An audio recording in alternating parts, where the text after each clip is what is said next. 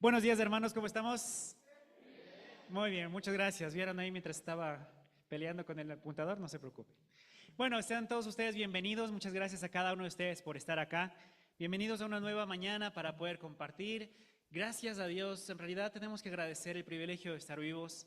También el privilegio de poder juntarnos y de poder alabar a Dios y de cantar realmente al mismo Dios. Es un privilegio que muchas veces y en otros países no hay y no lo tenemos, pero nosotros lo tenemos. Así que gracias a Dios por eso. Por favor, mis hermanos, este es el tiempo de la prédica. Entonces, antes de comenzar, por favor, acompáñenme en una oración. Dios del cielo y de la tierra, Creador, Padre bendito, mi Señor, gracias por su amor maravilloso, Señor. Gracias por su amor inagotable, por su perdón, mi Señor Dios, que a veces es inentendible para nosotros, Señor. Gracias, Padre, por amar a esta iglesia y por amar a cada uno de nosotros, Señor Dios. Bendíganos, por favor, en este tiempo. Sea usted quien me utilice, Padre, para transmitir únicamente su palabra, mi Señor Dios. Que sea el Espíritu Santo quien, mi Señor Dios, muestre lo que la Biblia dice, mi Padre Santo, y que usted permita que cada uno de nuestros corazones, empezando por el mío, pero también el cada uno de mis hermanos y de las personas que nos visitan en esta mañana, Padre Santo, puedan ser tocados por usted, por tu palabra, mi Señor Dios, y puedan ser llamados y puedan llegar a tomar decisiones en esta mañana. Gracias por su amor, por su compasión nuevamente. Quedamos en su presencia en nombre de Cristo Jesús. Amén. Muy bien, mis hermanos. Bueno, el tema del título de la clase de esta semana, desde la prédica del día de hoy, se titula Quiero que me conozcan. Quiero que me conozcan y está basada en un pequeño pasaje que se encuentra en Mateo 5, del 17 al 20. Las escrituras que se encuentran al frente se encuentran en versión Nueva Traducción Viviente.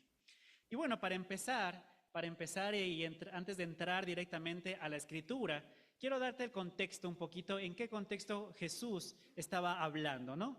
Y bueno, se encuentra precisamente en el famoso Sermón del Monte. Jesús tenía una gran multitud de personas y da este sermón que se convirtió en uno de los más grandes registrados por Jesús, donde enseña cosas muy importantes para la vida espiritual, pero también que son tremendamente retantes. Y en este contexto es que precisamente Jesús en Mateo 5, 17 empieza a decir esto a las personas que le estaban escuchando. Y les dice, no malinterpreten la enseñanza por la cual he venido. No vine para abolir la ley de Moisés o los escritos de los profetas. Al contrario, vine para cumplir sus propósitos. Y cuando empecé a leer la escritura del pasaje que íbamos a estudiar el día de hoy, desde este primer versículo me retó. Porque digo, no entiendo, ¿por qué Jesús está diciendo eso? Aquí Jesús está diciendo, no malinterpretes la razón por la que he venido.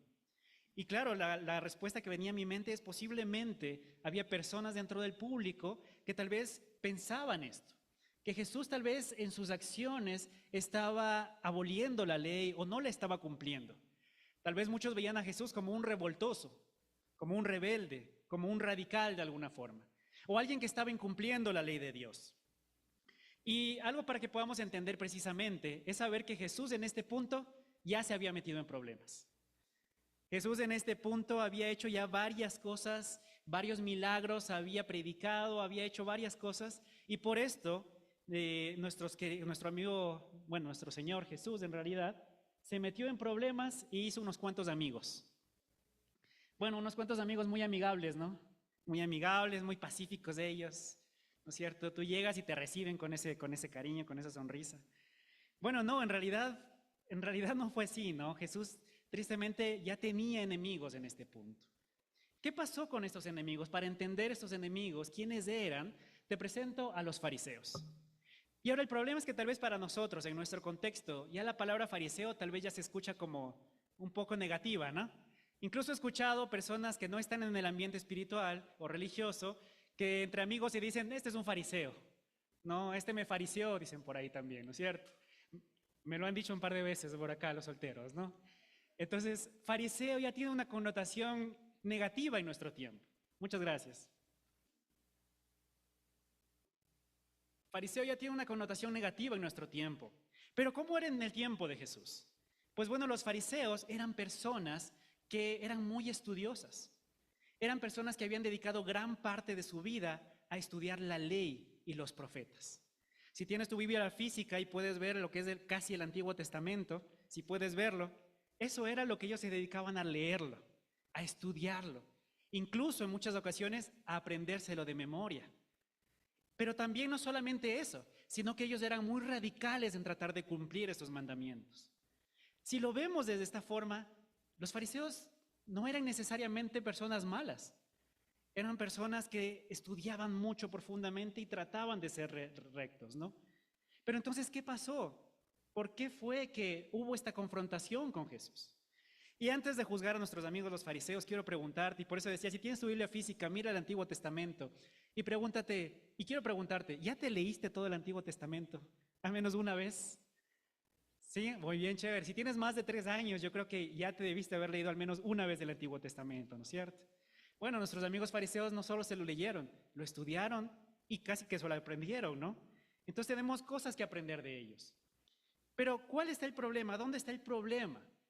En que los fariseos eran tan esforzados por cumplir la ley que exageraron un poquito nada más, se pasaron un poquito de la raya. Y para poder entender, quiero contarte algunos detalles interesantes sobre el estudio que hacían los fariseos. Y entre ellos tenemos que en la ley de Moisés habían 613 mandamientos. No sé si aquí, seguramente que sí, pero no sé si tú te sabes los 10 mandamientos de memoria. Bueno, los fariseos se esforzaban por cumplir 613 mandamientos. ¿Te das cuenta de eso? Y no solamente eso, sino que, bueno, ¿qué es lo que pasaba? Ellos eran tan rectos y tan cuidadosos de no romper ninguno de esos mandamientos que los maestros, los maestros que ellos tenían, a veces añadían otros mandamientos para cuidarte mucho más de por si acaso no romper ninguno de esos mandamientos. Entonces para eso se creó el Midrash. ¿Y qué es el Midrash? Es una compilación de cientos de mandamientos adicionales para cuidarte de que por si acaso no rompas ninguno de los 613. ¿Estás hasta ahí conmigo? Muy bien. Ahora, en la época de Jesús ya habían cientos de mandamientos nuevos. Y en la época actual, posiblemente miles de mandamientos nuevos en el Midrash para evitar no romper la ley. Interesante, ¿no? Uno de estos ejemplos es que uno de los mandamientos que está en la ley es guardar el sábado, ¿sí? O el Shabbat. ¿Qué es el Shabbat? Es el día sagrado para los judíos que empieza el viernes a las 6 de la tarde y termina el sábado a las 6 de la tarde. Y el mandamiento es guárdalo, no trabajes en ese día, descansa y dedícalo al Señor. Pero para cuidar y proteger ese mandamiento, hicieron otros nuevos mandamientos, como por ejemplo unos que regulaban el número de pasos permitidos que podías dar en ese día. ¿Te imaginas eso, levantarte y contar el número de pasos? O la distancia máxima permitida que puedes recorrer en ese día. Eso era el Midrash. Pero para que lo entendamos mejor en nuestro contexto, ahora, actualmente, esta es una foto de una familia judía ultraortodoxa. El judaísmo todavía existe.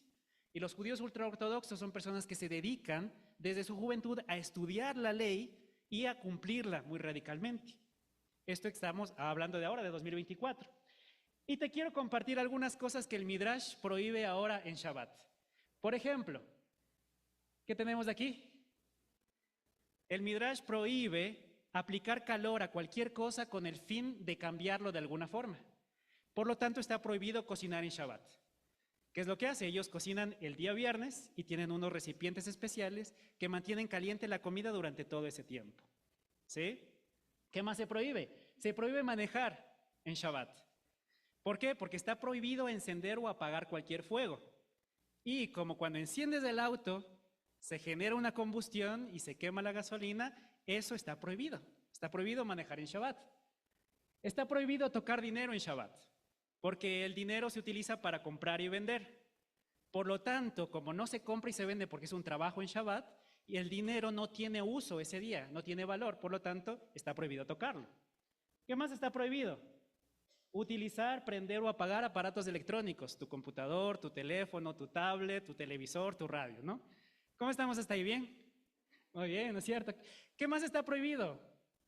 Apagar y prender la luz, porque está prohibido apagar y prender cualquier fuego. Entonces, antes de entrar en Shabbat, tienes que saber qué luces vas a dejar prendida y qué luces vas a dejar apagado, porque no se puede prender ni apagar ninguna luz. Y esta me llamó la atención.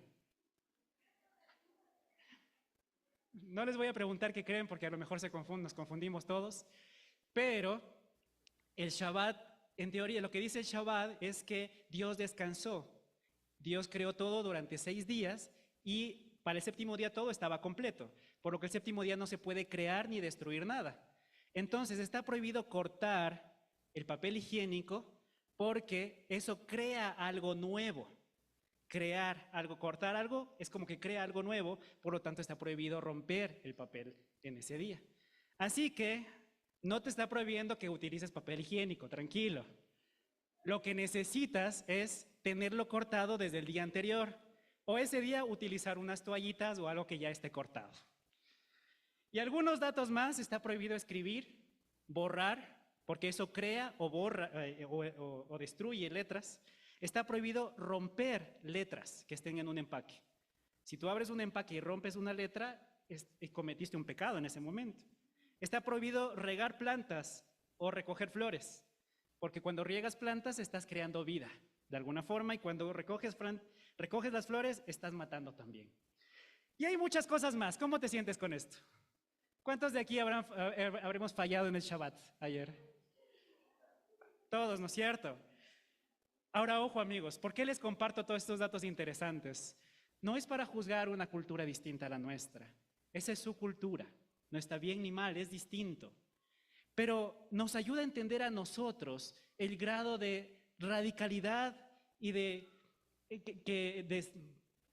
se me fue la palabra, la cantidad de radicalidad que tenían las personas y que la tienen todavía para cumplir la ley. Y así eran los fariseos. Tenían muchas reglas, una sobre encima de otra. Y cuando Jesús se acerca y les dice, están malinterpretando la ley, no se trata de no hacer todas estas cosas, se trata de ver lo importante. Y por eso, para entenderlo, vamos a ver un solo de los episodios que Jesús tuvo y en el que se metió en problemas. Marcos 3, del 1 al 6, están los dos amigos. Marcos 3, del 1 al 6 nos dice: Jesús entró de nuevo en la sinagoga y vio a un hombre que tenía una mano deforme. Como era el día de descanso, los enemigos de Jesús lo vigilaban de cerca. Si sanaba la mano del hombre, tenían pensado acusarlo por trabajar en el día de descanso. Jesús le dijo al hombre con la mano deforme: ven y ponte de pie frente a todos. Luego se dirigió a sus acusadores y le preguntó: ¿permite la ley hacer buenas acciones en el día de descanso o es un día para hacer el mal? ¿Es un día para salvar la vida o para destruirla? Pero ellos no quisieron responderle. Jesús miró con enojo a los que lo rodeaban, profundamente entristecido por la dureza de su corazón. Entonces le dijo al hombre: extiende la mano. Así que el hombre extendió la mano y la mano quedó restaurada. Los fariseos salieron enseguida y se reunieron con los partidarios de Herodes para tramar cómo matar a Jesús. ¿Te das cuenta? El mandamiento de Jesús, de Dios, era guardar el sábado. Pero estas personas estaban molestas porque Jesús había sanado a una persona, porque había cambiado la vida de esta otra persona.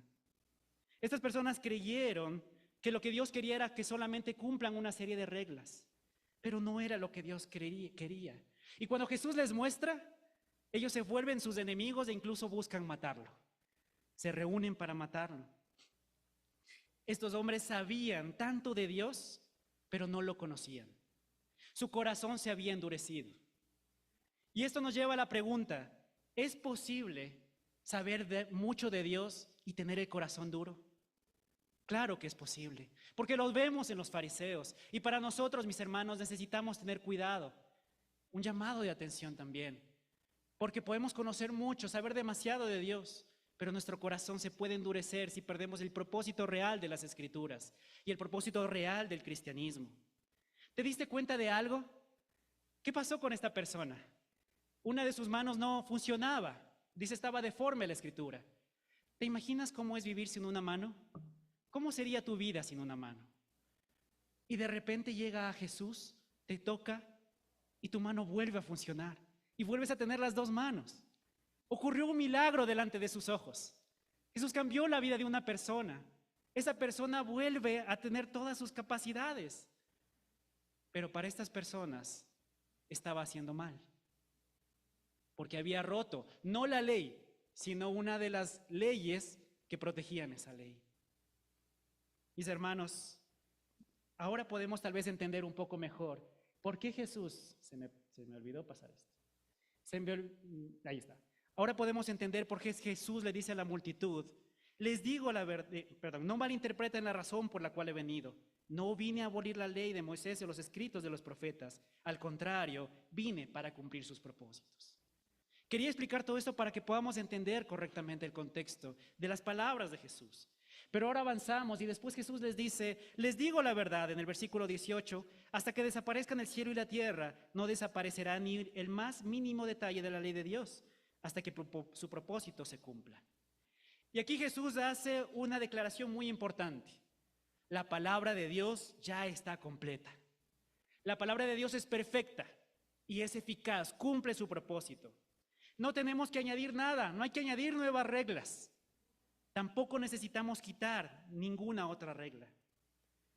Pero a veces somos muy buenos como seres humanos añadiendo cosas, ¿no? Y poniendo y creando costumbres que luego los utilizamos como si fueran palabra de Dios o como si fueran normas. Pero no solo eso, también somos buenos para querer quitar escrituras. Dime si no es verdad que hay algunas escrituras que te gustaría sacar de la Biblia. A mí sí. ¿Qué tal la escritura esta de dejar nuestros pecados atrás? ¿Acaso no sería más fácil que Dios nos acepte así como estamos? Créame que nuestra iglesia tendría miles de personas si solamente invitáramos a las personas a hacer una oración, a meternos al agua y no importar el resto. Conozco de primera mano iglesias en las que casi cada semana se bautizan familias enteras, ¿sí? Pero cuando he hablado con esas personas, solo conversaron con ellas 1 o 2 veces y ya está, bienvenidos. Y no pasa nada más. Entonces quisiéramos quitar tal vez a veces esas escrituras. ¿O qué tal quitar la escritura de amar al enemigo? De amar a esa persona, a ese compañero de trabajo que te está causando problemas, a ese jefe que no te trata bien, a ese profesor que ve tu nombre y te pone 0, ¿no es cierto? O tal vez a esa vecina que no se lleva contigo, pero conoce todos tus movimientos y los comparte con el resto del vecindario. Amar al enemigo, no quisiéramos quitar esas cosas. ¿Qué tal el perdonar 70 veces 7? Tener que perdonar el mismo día a la misma persona por el mismo pecado indefinidamente. ¡Wow!, ¿no? Nos gustaría, honestamente te lo digo, a mí a veces me gustaría. Pero cuando entendemos nuevamente el propósito de la Escritura y de estas Escrituras, la cosa cambia. Y en 2 de Timoteo 3, 16, 17, yo encuentro este propósito cuando la Escritura dice, toda Escritura es inspirada por Dios y es útil para enseñarnos lo que es verdad, para hacernos ver lo que está mal en nuestra vida. Nos corrige cuando estamos equivocados y nos enseña a hacer lo correcto. Dios la usa para preparar y capacitar a su pueblo para que haga toda buena obra. ¿Para qué sirve la Escritura? Para transformarme desde adentro, para cambiar mi forma de pensar, para cambiar la forma en la que vivo, para cambiar la forma en la que tomo decisiones. La palabra de Dios no solo se trata de reglas que cumplir, se trata de que cuando cumplimos esas reglas, nuestro interior es transformado a la imagen de Cristo. Y entonces soy una persona diferente. Me capacita, me corrige, me enseña, me dice en lo que estoy equivocado. Por eso muchas veces dejamos de ser bíblicos, porque no nos gusta lo que dice la Escritura. ¿No es cierto? Y nos basamos en yo pienso y yo siento. Pero eso es lo que no hemos sido llamados a eso, sino hemos sido llamados a ser bíblicos. Y algo que me impacta y me encanta esta escritura, que lo descubrí mientras estaba haciendo la prédica, no sé si están de acuerdo conmigo, pero veo aquí en esta escritura, en estos 2 versículos, que la palabra de Dios actúa individualmente en cada uno de nosotros cuando dice que nos enseña, nos reprende, nos corrige. Pero en el 17 también veo que la palabra de Dios trabaja de manera colectiva, de manera grupal, cuando dice que prepara y capacita al pueblo para toda buena obra. Entonces, cuando somos bíblicos y buscamos obedecer la palabra de Dios, no solo somos transformados individualmente, sino que nuestra comunidad también se transforma. Pero cuando dejamos de ser bíblicos, somos más humanos personalmente y también como comunidad. ¿Cuál es el propósito de la palabra de Dios entonces? Transformarnos, enseñarnos, guiarnos y capacitarnos. La pregunta para ti en esta mañana es, ¿quieres que ese propósito se cumpla en tu vida? Quiero animarte a que te des la oportunidad de acercarte a Dios, de dejar que Jesús transforme tu vida a través de su palabra, a través de las Escrituras. Así como transformó la mano de ese hombre que tenía la mano lisiada, Él puede transformar tu corazón. Porque tal vez físicamente hoy no te voy a prometer que vas a salir transformado, pero sabes que Dios quiere y Jesús quiere sanar las heridas que tienes en el alma. Jesús quiere aliviar los traumas que están en tu mente. Jesús quiere quitar los dolores que estás llevando en el corazón. Pero para eso necesitas darte la oportunidad de dejar que la palabra de Jesús entre en tu vida y te transforme desde dentro. El versículo 18 por eso dice: les digo la verdad, hasta que desaparezca el cielo y la tierra, no desaparecerá ni el más mínimo detalle de la ley, porque el propósito se va a cumplir. Si tú decides acercarte a Dios, Él va a transformarte y su propósito se va a cumplir. Dios quiere cumplir ese propósito en ti, pero es tu decisión entrar y dejar que Jesús trabaje en tu corazón. Los fariseos no lo hicieron. Tuvieron al mismo Jesús adelante de Él, pero no se dejaron transformar por el Maestro. Y ahora tal vez no lo tenemos físicamente, pero lo tienes en tus manos. La palabra de Dios está ahí. Déjate transformar por Él. Avanzamos al versículo 19 y nos dice: entonces, si no hacen caso al más insignificante mandamiento y les enseñan a los demás a hacer lo mismo, serán llamados el más insignificante en el reino del cielo. Pero el que obedece las leyes de Dios y las enseña, será llamado el más grande en el cielo. ¿Qué nos dice esta escritura? Ok, supongamos que te has dado la oportunidad de conocer a Cristo.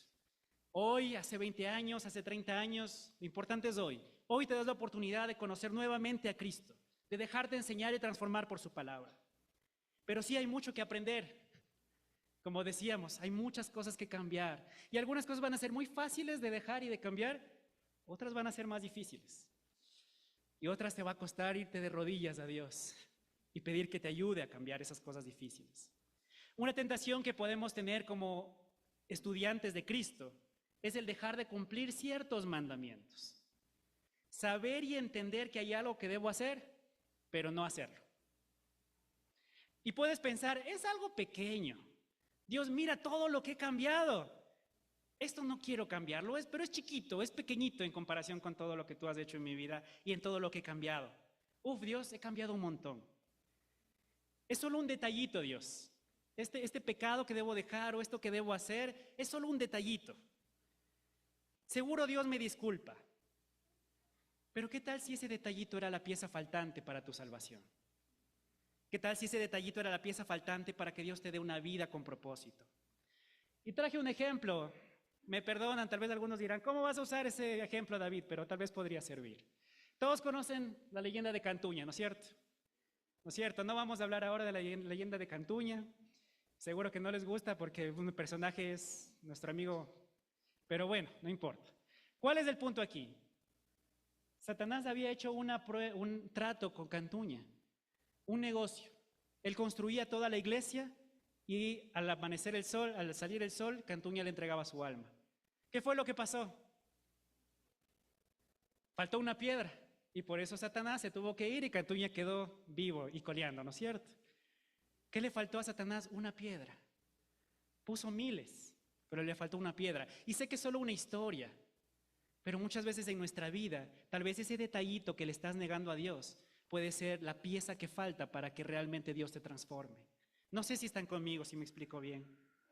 ¿Qué tal si esa era la pieza que faltaba para que llegaras al cielo?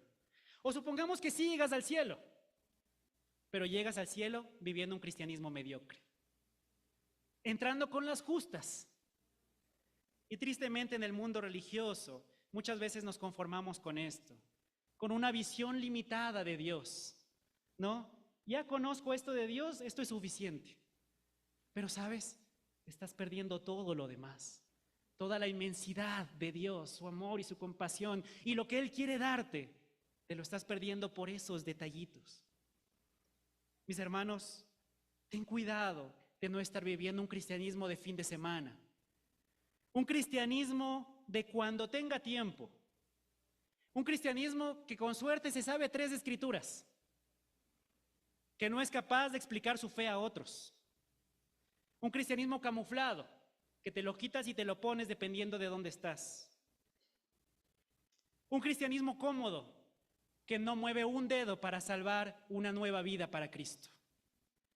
Un cristianismo apagado, gris, sin vida, sin alegría, que está cumpliendo los estereotipos que el mundo tiene sobre el cristianismo. Un cristianismo que no se despeina, que no se mete en problemas, porque nunca hace nada.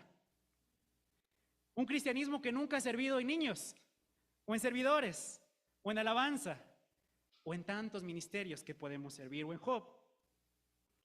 Un cristianismo que se deja vencer por el miedo y que nunca se arriesga a dar una clase, a dar una charla, a pararse aquí adelante. Pero sí es muy bueno juzgando desde abajo. Un cristianismo que se sienta allá, no, por allá que no hay nadie. Un cristianismo que se sienta allá al fondo para salir rápido cuando todo esto acabe. Pueden parecer detallitos o mandamientos insignificantes, pero ¿sabes qué? Y no lo digo yo, eso te convierte a ti en el más insignificante en el reino de los cielos. Hermano, y no se trata de llegar al cielo, no se trata solo de llegar al cielo, se trata también de cómo llegamos. Porque 1 Corintios 3, del 12 al 15 nos dice, el que edifique sobre este fundamento podrá usar variedad de materiales, oro, plata, joyas, madera, heno y paja. Pero el día del juicio, el fuego revelará la clase de obra que cada constructor ha hecho. El fuego mostrará si la obra de alguien tiene algún valor. Si la obra permanece, ese constructor recibirá una recompensa. Pero si la obra se consume, el constructor sufrirá una gran pérdida. El constructor se salvará, pero como quien apenas se escapa atravesando un muro de llamas. Si hoy fuera el juicio y pasaras por esas llamas, ¿qué revelaría tu cristianismo? ¿Con qué has estado construyendo tu cristianismo este tiempo? ¿Ha sido un cristianismo esforzado y entregado, hecho con oro? ¿O un cristianismo cómodo y mediocre, hecho de paja? ¿Sería recompensado o apenas escaparías? Por eso nuevamente Jesús nos dice, si no hacen caso al más insignificante mandamiento y les enseñan a los demás a hacer lo mismo, serán el más insignificante en el reino de los cielos. Pero si obedeces más bien las leyes de Dios, si te niegas a ti mismo y le dices, Dios, ayúdame a cumplir estas insignificancias, y la obedeces, serás llamado uno de los más grandes en el reino de los cielos. Ahora es tu decisión cómo vas a construir tu relación con Dios. Y cuidado con esa falsa humildad, ¿no? Esa falsa humildad de, no, yo con que llegue al cielo, aunque sea el más chiquito. La Escritura te está diciendo que puedes llegar a ser grande en el reino de los cielos. Y tienes todo lo necesario, pero depende de ti. Cuidado con ese orgullo disfrazado de falsa humildad. Y terminamos con el último versículo. El último versículo, ¿estamos bien? Muy bien, estamos bien, listo. Versículo 20, Jesús les dice, les advierto, a menos que su justicia supere a los maestros de la ley religiosa y a los fariseos, nunca entrarán en el reino del cielo. Ok, ¿qué dice esta escritura? ¿Qué nos dice? Tengamos cuidado, porque podemos caer en pensar, wow, pero entonces tengo que superar la cantidad de estudio de los fariseos. Tengo que superar entonces ahora su rectitud y todo lo que ellos hacían. No, no se trata de eso, sino se trata de que hagamos lo que ellos no quisieron hacer, de que entendamos lo que ellos no quisieron entender. ¿Sabes qué? Que nos dejemos enseñar por el Maestro, que nos dejemos enseñar por Jesús. Para terminar, quiero compartir las últimas dos escrituras que creo que nos pueden aclarar acerca del propósito y a lo que se refiere con superar la justicia de los fariseos. Con respecto a cumplir la ley, una de las cosas más difíciles para cumplir estos mandamientos es que primero tenemos que reaprender nuestra definición de amor. Porque cada uno aquí tal vez tiene una definición distinta de lo que es amar. Pero para eso necesitamos desaprender eso y decirle a Dios, enséñame a Dios qué significa amar realmente. Y entonces podré empezar a amarte a ti realmente y empezar a amar a mi prójimo realmente también. Ahora, ¿cómo podemos aprender nosotros a amar? ¿Cómo podemos nosotros aprender a amar? Se me fue la imagen ahí. Pero, ¿a quién necesitamos? A Jesús. Solo Jesús puede enseñarnos realmente a cumplir esos dos mandamientos. Porque en Jesús se cumple la ley completamente. En Jesús se cumple. Él es el único que pudo cumplir la ley. Él es el único que de verdad pudo amar al prójimo y amar a Dios. Si quieres aprender a cocinar, ¿a quién vas a recurrir? ¿Alguien que sepa cocinar? ¿No es cierto? Los solteros ya aprendieron ayer y compraron comida. ¿No es cierto? Prefirieron comprar comida. Si quieres aprender a manejar, ¿a quién vas? A alguien que sepa manejar. Si quieres aprender a cumplir los mandamientos, ¿a quién necesitamos ir? A Jesús. Todo se resume en ir a nuestro Maestro. Por eso somos seguidores de Jesús, porque Él es la palabra hecho hombre, y la palabra se cumplió totalmente en Él, y Él cumplió totalmente la palabra. Si quieres cumplir la ley, debes ser un estudiante de Jesús. Es la única forma, no existe otro método más. No importa cuántos métodos de estudio nos creemos, lo único es conocer a Jesús. El único camino es Él, sus enseñanzas, su ejemplo, su caminar. Y Él es la única guía segura que podemos tener para llegar al cielo. Te animo a que te dejes enseñar por Jesús y que te conviertas en un estudiante de verdad y de esa manera puedas empezar a vivir realmente estos mandamientos. Nuevamente, esto no puede hacerse solo lo podemos hacer con Cristo. Y aquí es donde fallaron los fariseos. Sabían mucho de la ley, muchas cosas, y tuvieron la oportunidad de ser discípulos del único y no lo aprovecharon. No cometas tú ese mismo error esta mañana. Hoy tienes la oportunidad de ser discípulo del único, del grande. Y para terminar, la última escritura de esta mañana es Oseas 6:6, que nos dice: quiero que muestren amor, no que ofrezcan sacrificios. Más que ofrendas quemadas, quiero que me conozcan. Este es el corazón de nuestro Dios, mis hermanos. ¿Cuál es el propósito de la ley? La ley no es mala, por si acaso. La ley no es mala. El problema es que cuando tomamos la ley como el fin del cristiano no es cumplir la ley. El cristiano cumple la ley porque es un camino que nos lleva a conocer a Cristo y a conocer al Padre. El propósito principal de la ley es que lo conozcamos y que podamos disfrutar de una vida maravillosa junto a Él. Es lo que quería compartirles, mis hermanos, que tengan una excelente tarde.